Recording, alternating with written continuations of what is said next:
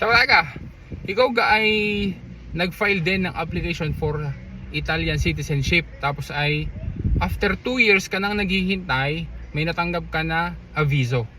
And then nung chinek mo ay nakita mo aring garning komunikasyon na kung saan kapag kaya ay natanggap mo raga, pag naka 2 years na, normal laang yan na natatanggap. Ibig sabihin kasi ng proroga ay ine-extend yung processing ng iyong application for another 12 months.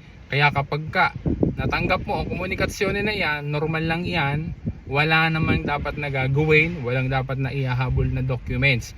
Kundi, ipinapalam lang sa iyo, inaaviso nila sa iyo na in-extend nila yung processing ng iyong application for another 12 months. So, ang gagawin mo na lang ay di maghihintay ka ulit ng another 12 months. Ayun raga, sana ay nakapagbigay ako sa iyo ng explanation. Ikaw ga ay nakatanggap din ng gayaan proroga na another 12 months. Kaya nga, yung application ng Italian citizenship, sinasabi natin na 2 to 3 years ang processing.